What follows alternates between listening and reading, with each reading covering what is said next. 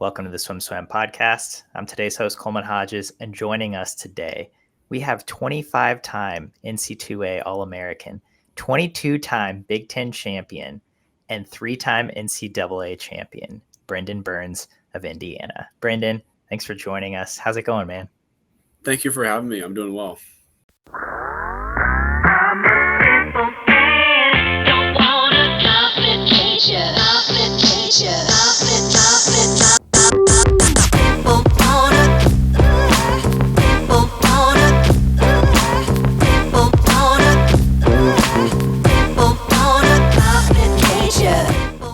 This episode of the Swim Swam podcast is sponsored by Commit Swimming, SwimSwam's exclusive team management software partner. Since 2015, Commit has been providing coaches with swimming's leading workout management software.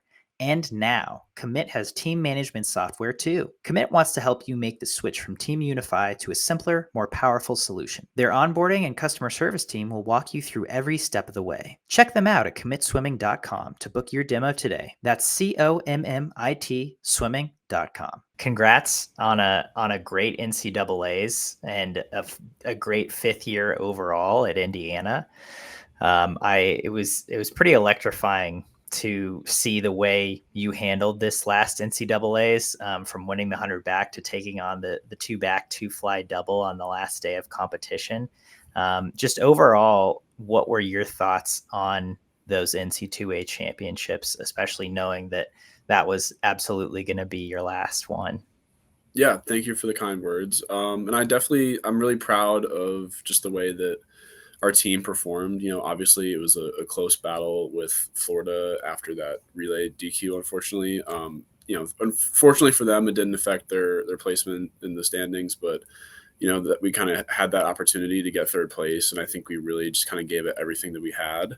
I'm really proud of that. And then individually, I learned last year the hard way that being a repeat NCAA champion is really not easy at all. And I think I kind of shifted my focus this year, and I was glad that I was able to repeat in the 100 backstroke. And then, doing the dirty double was super challenging, super, super difficult. I think everyone kind of saw that 2 fly and how that ended up, but it's okay. I mean, just making both A finals, and then that was actually my first NCAA's where I made 3 A finals individually. So I was really happy that I was able to accomplish that in my last year, and I was just glad to put a lot of points on the board for the team and just play a role.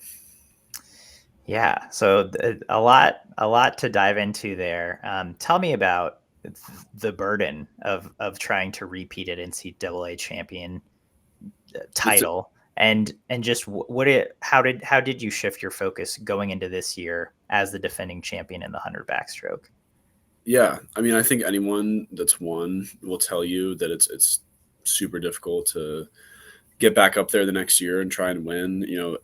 Every year someone's going to have kind of their path of glory. They're going to have the fire just underneath them that maybe you might have, or if one thing about NCAA's I've learned, after doing 4 of them, is that if you're not on your A game, somebody else is, and they're going to beat you. And that's a little harsh, I think, but it's definitely something that I believe is very true. And I think this year, what I changed from last year was that I was just a lot more process oriented this year. I was a lot more, the way I would talk about the 100 back with my coaches or with my teammates was like, I just want to improve upon my best time. I want to just put points on the board versus, oh my God, when I was trying to repeat the 200 fly title last year, it was like, oh my God, I need to win. I need to do this, I need to do that. And I think that kind of weighed me down. So just that slight little shift of how I kind of talked about my goals, I think really helped this year.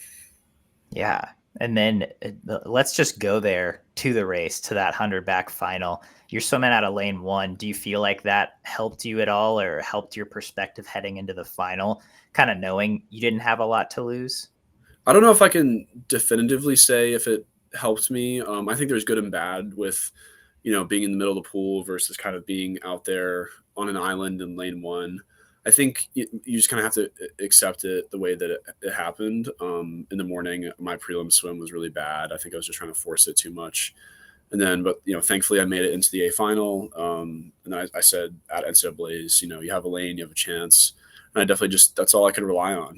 I was out there in lane 1. I probably wasn't going to see the guys that were going to be on the podium up there with me, the second and third place guys. So I just had to focus on my own race strategy, and I think that's what I did. And the reaction afterwards, I'll put it on the record now. I think after watching it, I'll say it's obnoxious. I think it's a little obnoxious, but I have no regrets. It was just it was a pure emotional outlet. I think, having everyone that we had there was so amazing. It just meant so much. I really wish I could go up and thank them, for how they kind of impacted the atmosphere of the meet. And I'm just really glad that I was able to get my hand on the wall first. For me, there's a lot of records at that meet. There was a lot of historic swims. That was the most memorable moment of the meet. Thank you. So I thought it was awesome. I mean, it was definitely cool to see. It's cool to see anyone celebrate an accomplishment like that, and especially in what is nearly a home meet for you all. I mean, did you feel that energy throughout the weekend, knowing that you guys had a huge section of fans in the stands? This is essentially a home pool for you. It's an hour away from Bloomington. Did that impact your week at all? We definitely did. I mean, it was so amazing to have, not just our teammates there, not just our parents there. We have such a great parents group. They travel here, there, and everywhere trying to support us. But to have that main group of people and then some was just absolutely indescribable. It's such a, you talk about like the teams that were big players, the NCAAs, and Cal is pretty famous for their alumni support group. And then to have that, pretty similar experience in our home state was just absolutely incredible. And I think it's a building block going forward of kind of how we're going to represent ourselves and at NCAAs. And now that I'm on the other side, I definitely am making plans to attend NCAAs, cheer my heart out. It's going to be a very weird experience, I think, in a federal way next year, but it'll be, totally incredible. And I'm really looking forward to it. I want to contribute to, the feeling that they gave us throughout the course of this year's NCAAs. I want to be a part of that moving forward. Absolutely. Yeah. I know, from personal experience, my brother is a Cal alumni, and so to have interactions with some of those guys, and then I mean it's cool to see other teams kind of following that lead, because I think it makes it a much more exciting environment as a whole. To see ASU's fans come out this year, to see Indiana's fans, just the huge block, and then as you alluded to at the end of the meet, to have them, cheering certain things, rooting for the outcomes in which Indiana's going to go ahead of Florida, which I think, it was just, it was really for a great fun environment. Cheering for Arizona. We were right next to Arizona State on deck, and then we were cheering for their relay at the end there over Florida. Okay. It was just fun. It's really what that's a very unique situation, I think, in swimming. NCAAs is a very unique meet where you're not really cheering for yourself, your country. It's literally all about the team, and it's one of the only meets in the world where you get to do that. And it's something that's just been really special for the past 4 years. And there were a lot of moments like that this year, like cheering for the Arizona State relay. That was just like, wow, the sport is really cool sometimes. Agreed. Yeah, that was a very unique moment, and one that stood out to me from that meet. Certainly, it's obviously a lot of people have taken advantage of these, COVID fifth years. You yourself being one of them this year. Can you tell me just about the year as a whole, and how maybe it felt different from your senior year, where that's kind of traditionally supposed to be your last hurrah or your last go at it. And then again, so many people have these fifth year opportunities. What was your experience like? Did it feel like a senior year part two, or did it feel like a completely different experience from that? This year was definitely the most unique feeling year that I've had thus far. I would definitely say that this year felt like more of a senior year than last year, because I'd known I've been doing a fifth year for years. Literally as soon as they announced it, I'm like, yeah, I'm probably going to do that. Just because, I mean, that's really kind of our team culture. I was so blessed and fortunate to have 3 years here where other than this year, we had so many fifth years on the guy side and the girl side. I think we're really one of the only schools where we had a lot of fifth years that people that chose to do a fifth year, and then also no one's left. All of us have stayed at Indiana to do a fifth year because we love this place so much. We love this team. We want to see this team succeed, and that having that precedent for me was really just it was such a cool feeling to have, and it definitely set me up well for this year.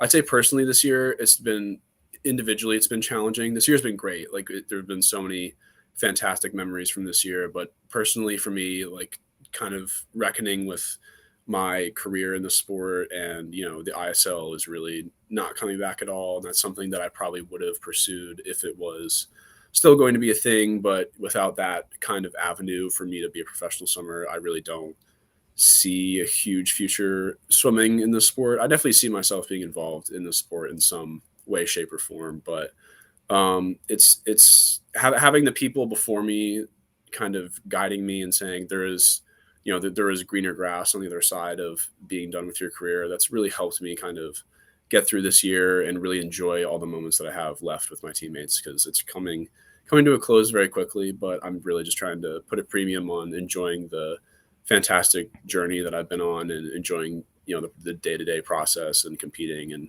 just everything, really just enjoying the entire student athlete experience. Yeah. I'm also very sad that the ISL isn't around anymore. It's brutal. I went to the very first ISL match my freshman year of college in Indianapolis.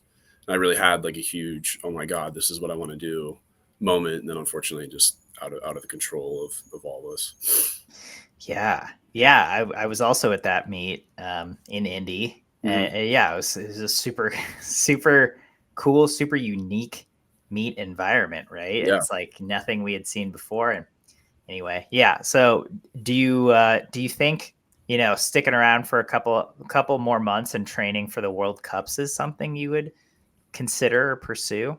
It's something I would consider if USA Swimming had a more concrete kind of structure or like safety net to kind of support its athletes that aren't exclusively like long course focused. And I totally understand putting the priority on the long course swimmers first. That's where it should be. That's where all the big meets are. But I think the ISL showed that there is an increasing group of swimmers in this sport that are we're not going to be the top guys winning medals at the Olympics and long course world championships and stuff, but we're still a part of the sport. We're a part of the stories of the sport. College swimming is a very exciting, very tangible like aspect of the sport that a lot of people follow and really care about. And I think the ISL was kind of heading in that direction. And in relation to the World Cups and like there's a short course world championships this year, if USA Swimming had a selection process that was a little more straightforward, or just like hey, like you are clearly a very talented short course swimmer and you can swim a variety of events, like we'll help you out just a little bit. I think I would go for the World Cups and for short course worlds, but that's not currently in place. So I just don't really see a future where that's kind of I just don't see that in my future. Fair enough. Yeah. I mean, money's real, right? It is very real. Yeah, unfortunately. I've talked about it with my coaches, my parents, and they've been nothing but supportive. And unfortunately, it's just kind of the world that we live in. Yeah.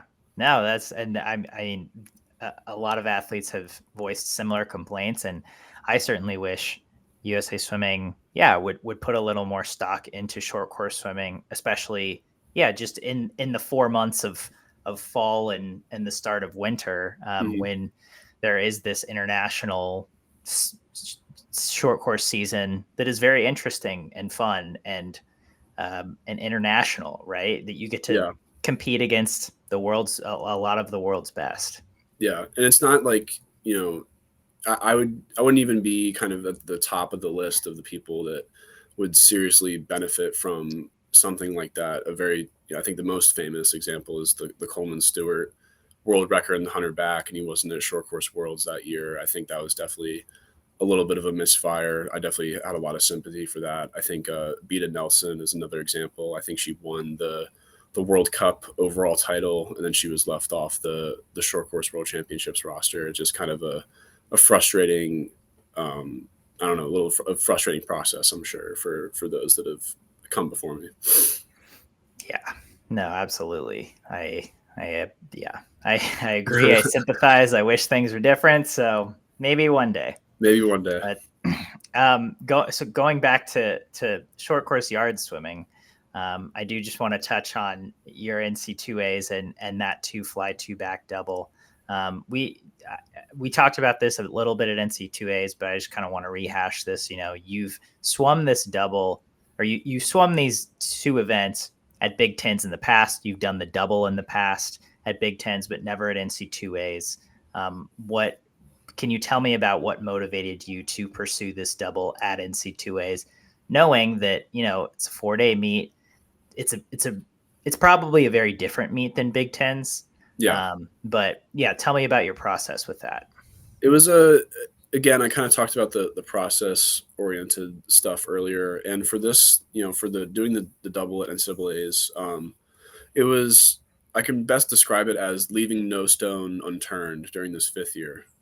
I sat down with my coaches at the beginning of the year, sat down with Ray, Corey, Luke, John, and I just said, like, yeah, like this year, you know, it's just kind of fallen into my lap with the way things have worked out in my college career with COVID and everything. And I've kind of done the same thing at NCAAs for 3 years. I did the hundreds double to some success. You know, I didn't final in the 100 fly, which was a goal of mine for a couple of years. But after last year and just like narrowly missing out on prelims again, I was like, and also, you know, not repeating a title in the 200 fly, I just really like looked myself in the mirror and said, I really have nothing to lose. I really just, I'm going to do this. And it's something that I know I'm capable of. I've proven it at Big Tens. I've proven it at dual meets, midseason, whatever it is. It's something I know I can do. And it's something that I know is going to like carve a little niche into the sport for me. You know, there aren't many people. I think there are a lot more. I think there are a lot of guys in the NCAA that actually could pull off that double. But I think it's just kind of taking the leap of faith, having a head coach like Ray Lewis telling you, you will do this, you can do this. And he was right. I initially didn't want to do it at Big Tens the first time I did it, but he kind of persuaded me strongly to do it, and it worked out in my favor. And I'm grateful for that. I really am. And this year I was like, yeah, I really, like I said, I had nothing to lose, and I just wanted to prove to myself, I don't know, just put some bet on yourself and just believe. Yeah. And I mean, just tell me about how you felt like it went. And again, especially because you've done this double before, like you said, you've done it in dual meets, but I'm guessing, you know, day 4 of NC2As maybe feels a little different than some of those other situations. It definitely feels different. I honestly wouldn't say it felt, other than the 200 fly at night, that was pretty terrible. But everything else, it was really right within my wheelhouse of stuff that I'd done at dual meets, everything I've done at Big Tens.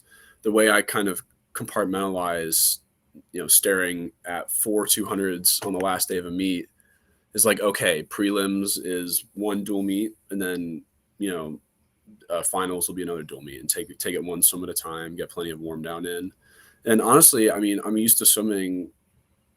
I do both 200s at dual meets all the time, and then I would have another swim in there, honestly. So this is a little bit of a step down from what I'm used to in terms of, you know, I mean, dual meets, we're not a team that swims some of these teams swim crazy fast at dual meets. We're definitely not one of those teams. We definitely kind of put ourselves in a hole in January, and then we come back to life once championship season starts. So I've definitely felt a lot worse, and I've done the double pretty successfully. So it was just, I just knew I could do it with the training and the preparation that I've had. Yeah. At finals, can you take me through the 200 back and the 200 fly and what your goal was for those, and then how you feel like you were able to execute each of those races? Yeah, the finals 200 backstroke, I really for both finals, I was seated pretty low, so I just wanted to move up. Unfortunately, it didn't happen in the 2 back. It was a really great field. I really, I kind of treated prelims like finals, honestly. I was like, okay, I just need to make the A final. and then whatever happens at night can happen, and I'll be happy with that. And that's definitely how I felt. It was definitely that final session was probably one of the most unique feelings I've had, where I was just very at peace. I'm like, yeah, I did it, and I'm gonna really enjoy the last session I have as an Indiana Hoosier, wearing these candy stripes and with everyone in the stands. My entire family was there. Seeing everyone there made me really emotional, and it was just a very strange feeling where sometimes I kind of like black out and I don't really remember my races and stuff, but I've just really felt like I was completely in the moment for both the 200 back and the 200 fly. I think more so the 200 fly, because I was like just staring at a pretty inevitable outcome, but it was just I really enjoyed it. I really just the culmination of 5 years as a college athlete, and to end it the way that it did, I really have no regrets, and it was just such an incredible experience, and I have so many people to thank for it. Yeah. I mean, not many people get to say, I swam 4 200s in my last day of college swimming, and I really enjoyed it. Yeah, call me crazy. I don't know, but it was really just a full circle moment. Especially, we were supposed to have NCAA's in Indianapolis my freshman year. They got canceled because it was March of 2020. And then, just to find out, I forget when in my college career, that NCAA is going to be back in Indianapolis this year, I was like, okay, I just know it's going to be a special meet. I just knew that it was going to be just completely incredible, just have a great time with my teammates. I know that we'd probably get a big turnout because it's in our backyard, and I just knew that it was going to be a great time. Yeah. So you're from Pennsylvania? Philadelphia. Yeah. Philadelphia. So you're from Philly. Just thinking back on your college career now, what spoke to you about Indiana, and what made you ultimately want to become a Hoosier? And then once you got there, what made you like the team culture and what it had to offer so much? Yeah. Wow, I can't believe my first visit to IU was 6 years ago this month. So it's pretty insane how time flies. But I visited here in April of my junior year in high school, and everyone talks about getting the feeling at a certain school or a certain place, and that was definitely what I got here. I think it was more so, obviously the swimming was great. At that point they had just come off getting third place at NCAA's for the first time in a million years. It was that really exciting run where we led until the final day of competition, and then Cal and Texas passed us. But I liked the direction of the team, where that was going. But more importantly, I just love the town of Bloomington. You've been here before. You kind of know what the vibes are like here. It's a very unique place to go to school. It's such an amazing college town. A lot of I knew I wanted the kind of Big Ten aura of like rah big school spirit. And I found that here, and then some. And then I knew it was just going to be a special place filled with special people, and it's definitely been that. It definitely hasn't been the journey that I thought it would be. I don't think anyone could have predicted a global pandemic in the middle of your college experience, but I definitely feel that it prepared me. The pandemic, and then really just the college experience, has prepared me well for whatever after may be. And I'm just really grateful that really grateful that I've been here for 5 years. Yeah. I'm curious about even a little further back, and just your roots in swimming, and how you got started in swimming. Are your parents are connected to swimming? Is that correct? Yes, my parents met through Masters Swimming in Connecticut at the Westport Weston YMCA. And then my dad was a Division II swimmer at Southern Connecticut State University, otherwise known as the other college in New Haven, Connecticut.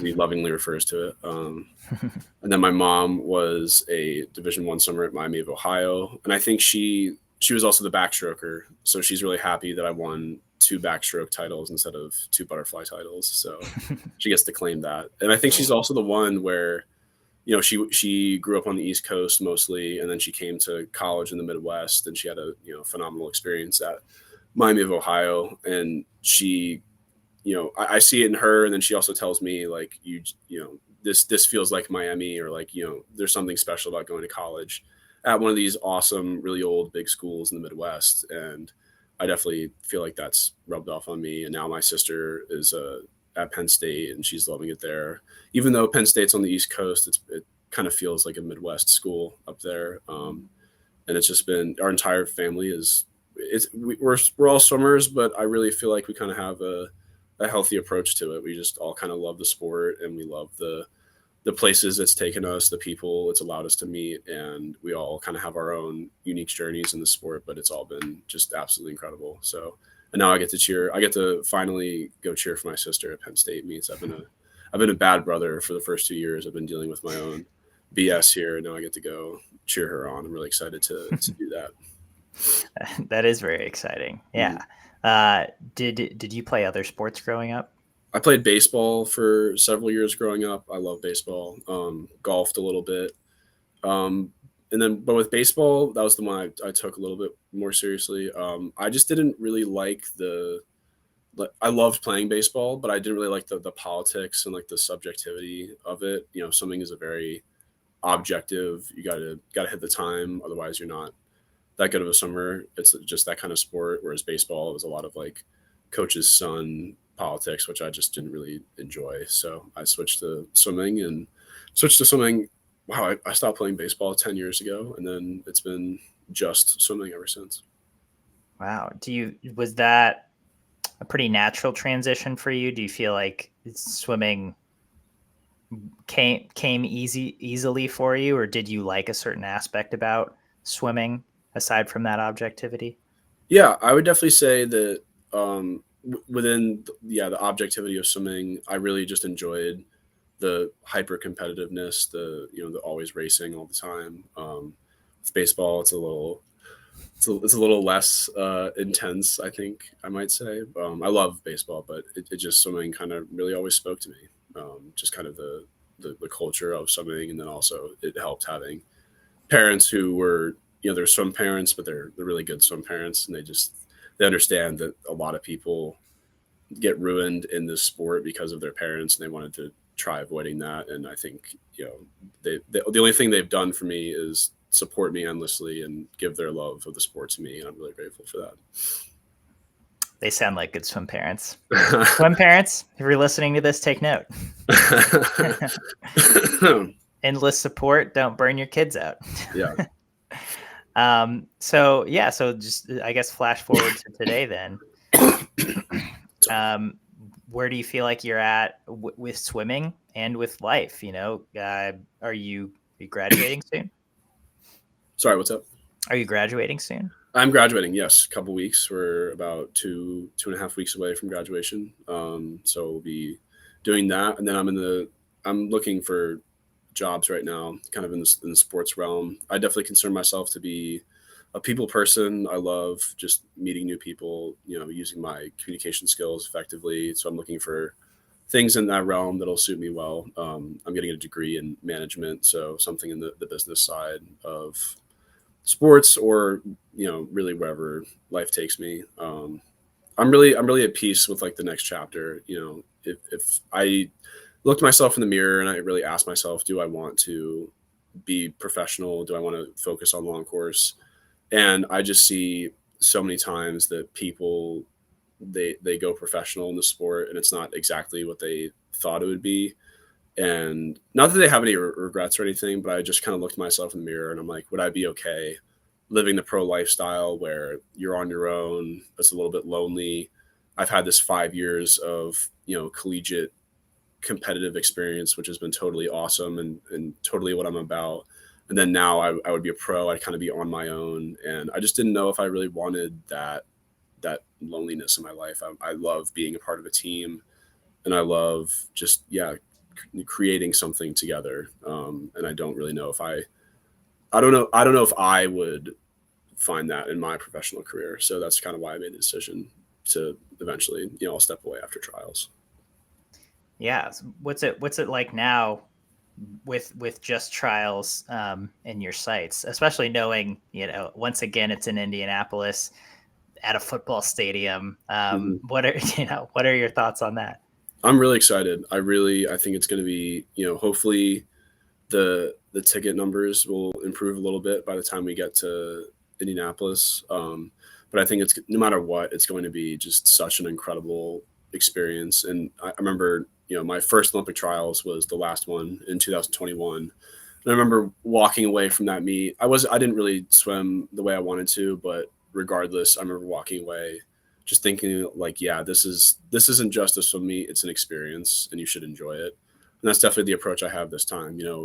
Win, lose, or draw, I'm really going to enjoy the time that I have there. I think it's the ultimate send-off party for a lot of people. I think they've kind of been waiting for this moment for a while. The COVID Olympic trials was very cool. It was a very good show, especially given the circumstances that it was put on underneath. I think they did a phenomenal job just trying to get out of that COVID world and try and move us forward.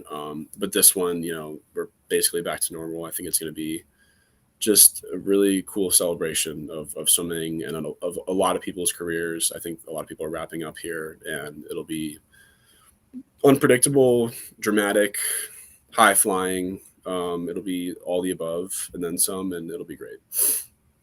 What events you got on the slate for Indy? As of right now, I'll be doing 200 free, 200 back, 100 fly, then looking to get my 100 freestyle cut. So I've had the cut before, but I don't have it in the qualifying period. So gotcha. Yeah. Nice. And we'll see how it goes. Yeah. What meets do you have left before that, if any? We have a local meet in May, the Indy Spring Cup. Usually a couple college teams will pull through to that. I have that last meet at at the NAT in Indianapolis, and then we'll be back like a month later for trials. So nice. Mm-hmm. Well, Brendan, once again, congrats on a great collegiate career. Thank you. Thanks again for taking the time to sit down and chat. And thank you for having me. Yeah, absolutely. And good luck moving forward into trials. Thank you so much. Really appreciate it.